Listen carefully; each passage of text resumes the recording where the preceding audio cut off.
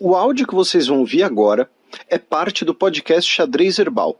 Caso vocês queiram ouvir mais sobre esse assunto e outros temas de política internacional, é só ir em xadrezherbal.com. Bem, passemos agora para o primeiro bloco do Giro de Notícias.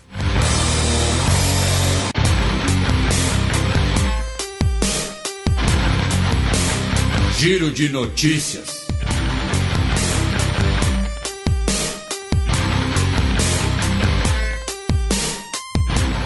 Notícia do último domingo, dia 5 de dezembro.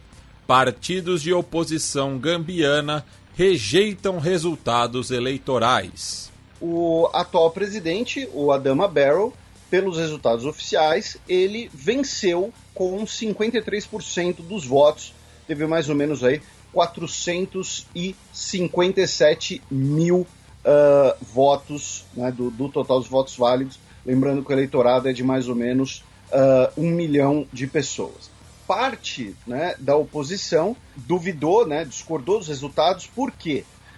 Porque os primeiros resultados, e aí é aquela ilusão de ótica, a pressa do pessoal, parecido com o que, por exemplo, ocorreu, né, nas eleições bolivianas de final de 2019, né? A data já estava ficando confusa na minha cabeça, já que, né, é tudo o mesmo ano, nos últimos 2 anos. Porém, depois retiraram, né, as reclamações. A União Africana disse que as eleições foram realizadas de acordo com padrões internacionais. A missão da União Europeia também comentou que a eleição foi justa e transparente. O único partido, né, que manteve parte das críticas, parte dele, é o Partido Unido Democrático, que foi o partido que ficou em segundo lugar com o candidato Ouassinu Darboe, que levou 27,7% dos votos. De qualquer maneira, o candidato que ficou em terceiro, o Mama Kandeh, parabenizou o Adama Barrow. A maioria das lideranças políticas parabenizaram também o Adama Barrow. Então, muito provavelmente, nós teremos, com o passar dos dias, aí já temos quase uma semana, a normalização da situação e o aceite dos resultados, especialmente pelo fato de que as missões observadoras internacionais legitimaram as eleições, falaram que não há motivo para queixas. 2 notícias da segunda-feira passada, dia 6 de dezembro. Gangue no Haiti liberta mais 3 dos 17 missionários sequestrados há 50 dias. Pois é, agora são 5 no total, né, que já foram libertados.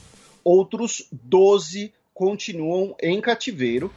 E, novamente, né, lembrando que desse grupo dos 17, eram 16 dos Estados Unidos e 1 canadense. Novamente, não foram divulgados, tá, as identidades dessas pessoas e o motivo da libertação.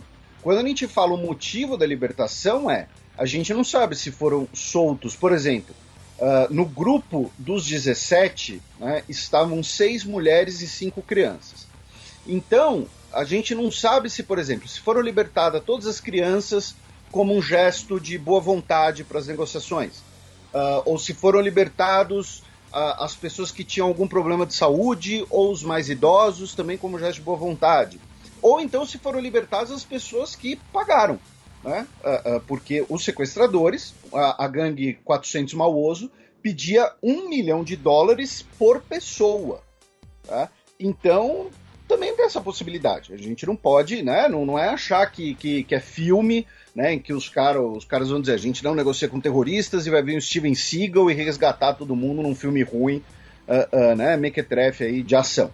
Então é possível que foram pessoas que pagaram pelo resgate via parentes, via empresas, ou a própria Christian Aid Ministries, né, de Ohio, que é a entidade que eles faziam serviço voluntário.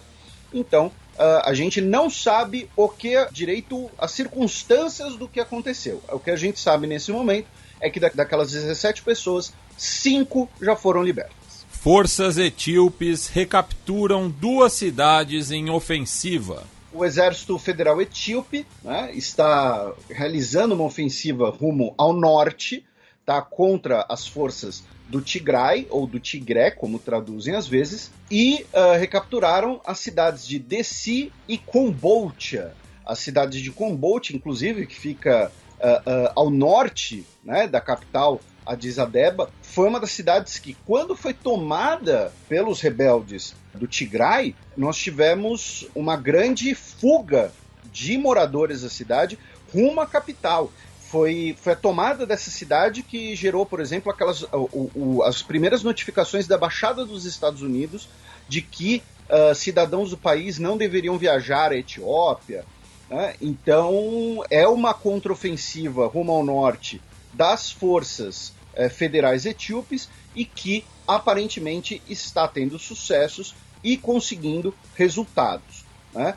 Lembrando que o próprio primeiro-ministro Abiy Ahmed, né, foi para o fronte, saiu lá na TV estatal, fardado e tudo mais, liderando as tropas. E ainda na África Oriental, porém mais ao sul, 20 pessoas foram detidas em Madagascar por envolvimento naquele suposto complô, né, para sequestrar e assassinar o presidente Andry Rajoelina.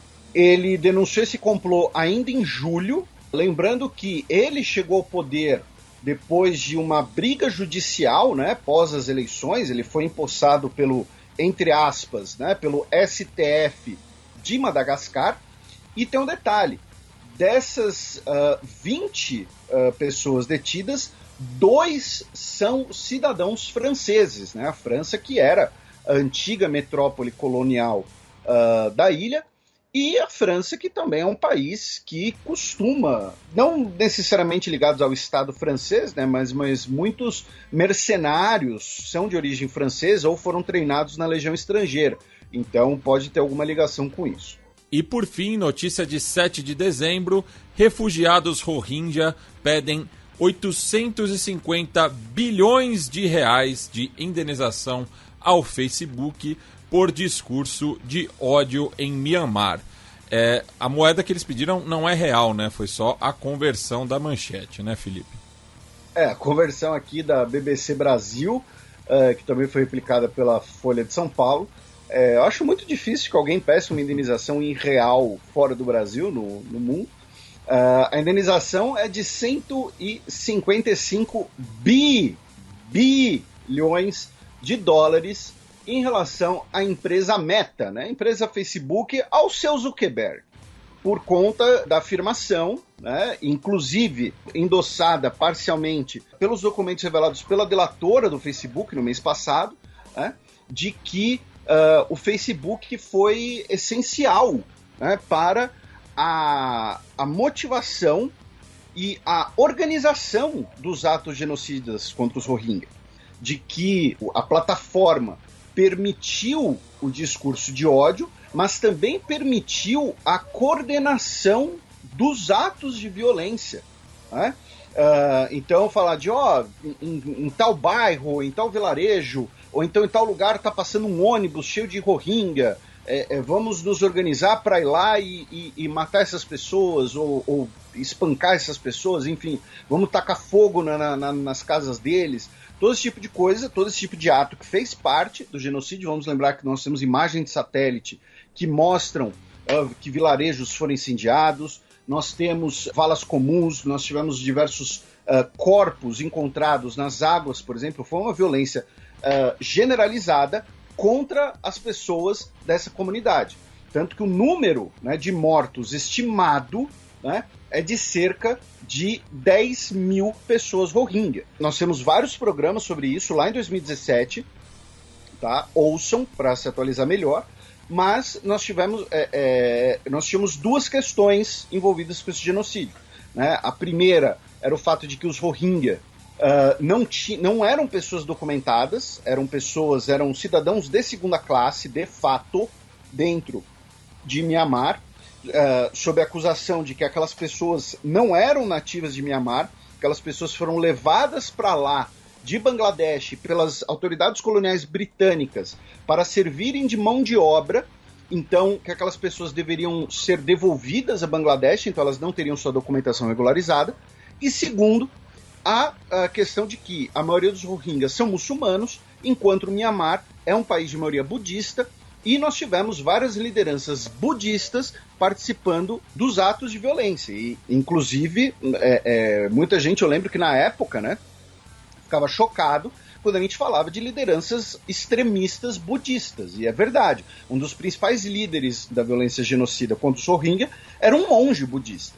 É que você pensa no monge budista, você pensa no Dalai Lama, você pensa, sei lá, na monja Coen, né? Mas não, você tem lideranças extremistas também em basicamente qualquer religião. Então, tanto cidadãos de origem Rohingya, refugiados no Reino Unido, quanto entidades de defesa dos direitos Rohingya, de representação da comunidade Rohingya, entraram com esse processo e pediram essa indenização. É possível que nós tenhamos uma indenização para essas pessoas? Sim, muito possível.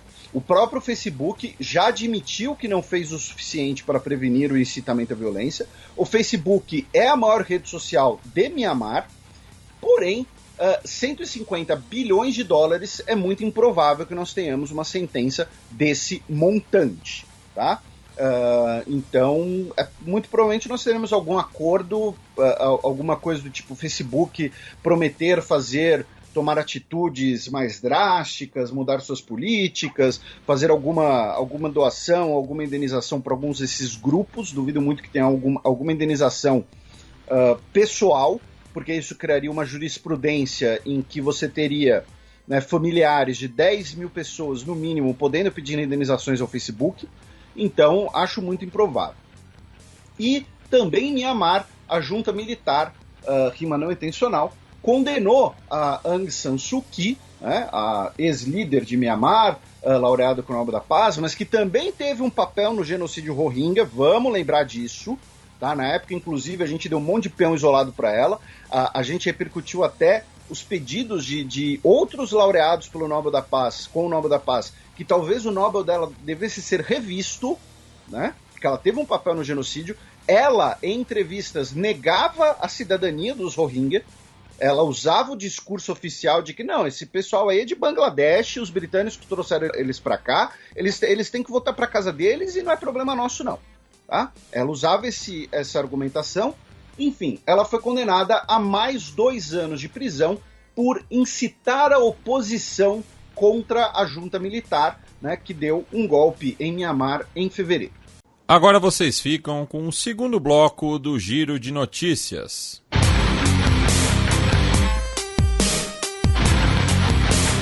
Giro de Notícias.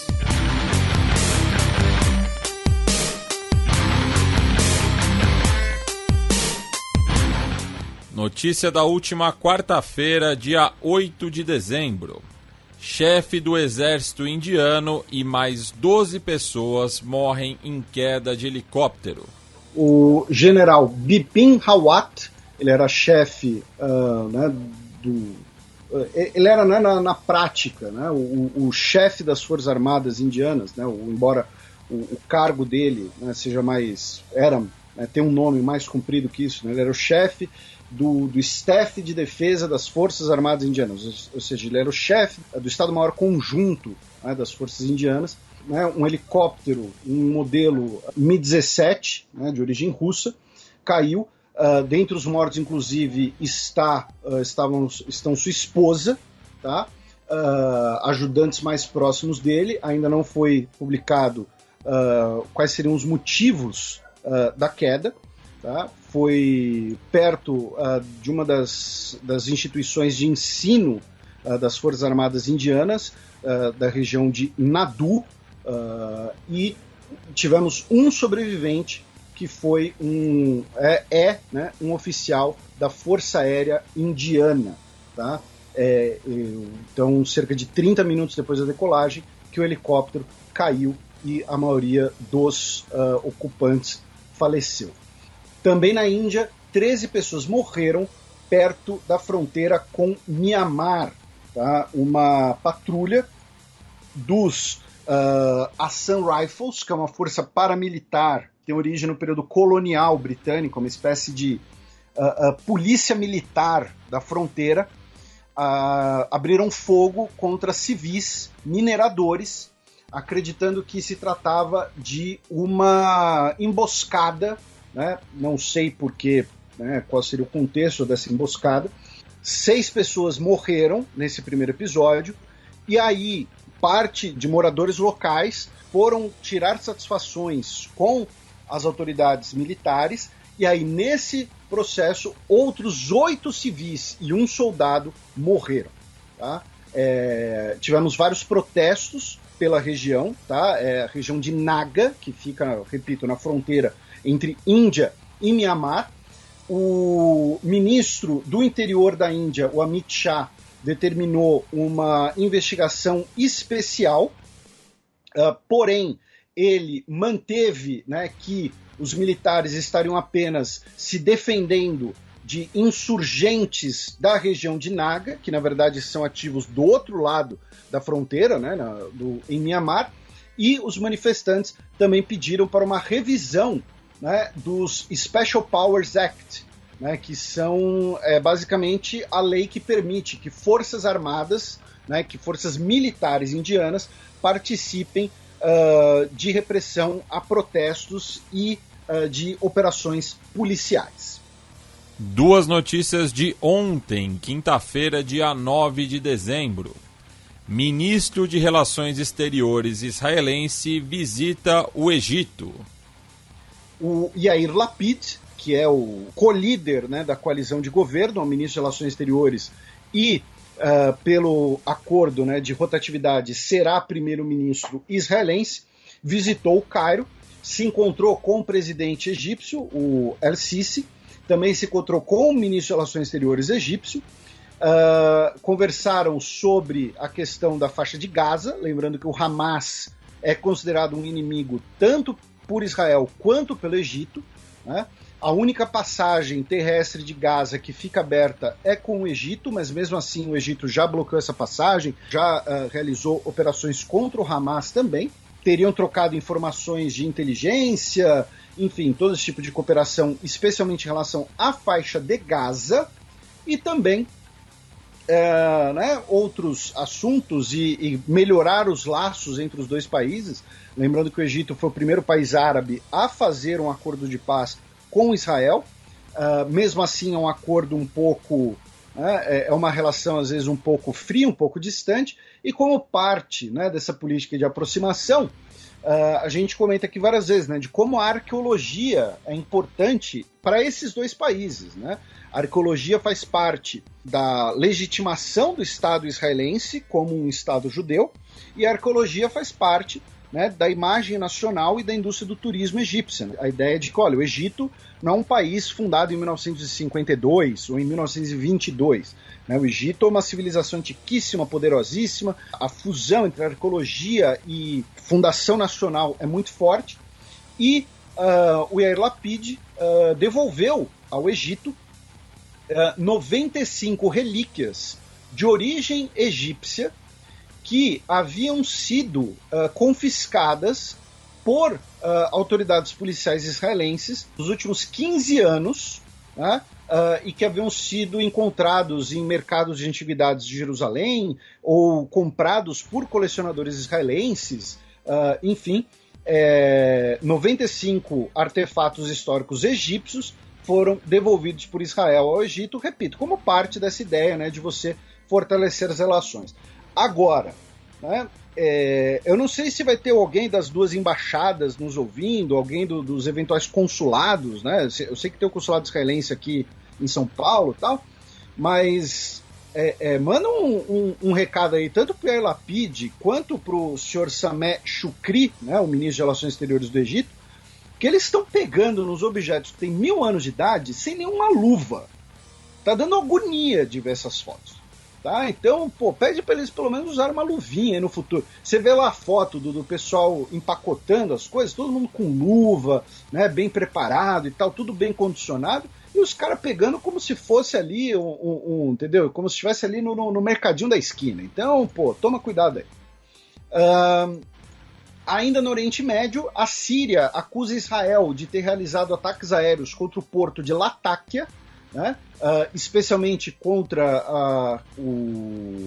a região do depósito de contêineres, tá? O porto de Latáquia, né, que é suspeito de ser usado pelo Irã e por forças pró-iranianas, dentro do contexto da Guerra Civil Síria. Israel não negou nem confirmou as operações aéreas, o suposto ataque aéreo. No norte da África, na Tunísia, um incêndio na sede do partido Ennahda deixou pelo menos uma pessoa morta e 18 pessoas feridas. Segundo o próprio partido, entretanto, o incidente foi um fogo acidental, tá? Não teria sido um fogo intencional. Porém, fontes de oposição, lembrando que a Tunísia, né, passou por um autogolpe meses atrás, dizem que um homem se imolou, tá? Um homem incendiou a si mesmo dentro da sede do partido e que essa teria sido a origem do incêndio. Tá? Mas isso não foi confirmado por outras fontes, não foi confirmado, por exemplo, a Al Jazeera coloca que existe essa hipótese, mas não confirma. Tá? Ainda ali no Grande Oriente Médio, mas agora voltando, né, para a Arábia, na Arábia Saudita, mais apropriadamente, cerca de 40 camelos foram desclassificados do Festival Rei Abdulaziz, né, que é um grande festival de beleza de camelos. Ó a cáfila aí, como tinha prometido. Exatamente. E que distribui cerca de 100 milhões de dólares em prêmios, incluindo um grande prêmio de 60 milhões de dólares para o vencedor. E por que os pobres camelinhos foram eliminados? Porque os seus donos aplicaram botox neles. Botaram botox no camelo para ele disputar o concurso de camelos. É demais para minha cabeça. Tá? Tomara que o camelo cuspa, que nem uma lhama, no responsável. E os Emirados Árabes Unidos decretaram que a sua semana útil será de 4 dias e meio. Tá? O fim de semana agora nos Emirados Árabes Unidos será de 2 dias e meio. Por quê? É para ter mais descanso? Na verdade, é para adequar, né? Tanto a adequação aos mercados globais, por assim dizer, quanto ao Islã. Porque o que acontece? Nos Emirados Árabes Unidos, como na maioria dos países muçulmanos, o fim de semana é sexta e sábado. Tá? O domingo é um dia útil. A mesma coisa acontece, por exemplo, em Israel. Tá? O domingo é um dia útil. O domingo é, entre aspas, a segunda-feira deles. Por quê? Porque o dia santo do Islã é a sexta-feira. Tá? Então, o que acontece? Os Emirados Árabes Unidos decretou que vai ter o fim de semana que nem os países ocidentais, sábado e domingo. Porém, ao mesmo tempo, tem que manter o dia santo do Islã. Então, a tarde de sexta-feira vai ser inclusa no final de semana por conta disso. Tá? Na verdade, não é nem a tarde de sexta-feira, é a partir do nascer do sol na sexta-feira. Né? Então, na prática, vai ser um fim de semana de 3 dias, praticamente. Tá? Então, teremos aí um fim de semana turbinado nos Emirados Árabes Unidos para juntar o fim de semana ocidental com o final de semana islâmico. Presidente de Burkina Faso aceita a renúncia de primeiro-ministro. O presidente Roch Marc Kaboré aceitou a carta de renúncia do agora ex-primeiro-ministro, o Christophe Joseph Dabiré. Tá? Segundo a carta do primeiro-ministro, o atual governo não está conseguindo lidar com os anseios da população. Por quê? Porque nós temos diversos protestos no país, especialmente na capital. Qual é a capital de Burkina Faso, meu caro Matias? Você que pronuncia de forma impecável. Ouagadougou.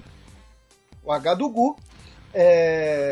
Por conta dos ataques jihadistas, né? A gente já comentou várias vezes como o Burkina Faso é um dos países ali da região, junto com o Mali e com o Níger, né, que tem sofrido muito com a violência interna. Com isso, tivemos vários protestos contra o governo, e aí o governo, então, renunciou.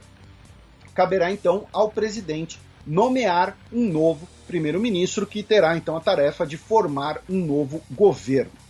Falando em violência, infelizmente, na Nigéria, tivemos um sequestro de um ônibus que foi incendiado na região de Sokoto e que deixou pelo menos 30 pessoas mortas, a maioria delas mulheres. Então, infelizmente, né, e foi um caso, aparentemente não foi um caso de terrorismo, foi um caso de banditismo mesmo, que a gente já comentou isso aqui, que especialmente na Nigéria, as táticas introduzidas por grupos como Boko Haram agora estão sendo utilizadas por bandos criminosos que fazem isso por razões de banditismo, de, por exemplo, de sequestrar pessoas para cobrar resgate.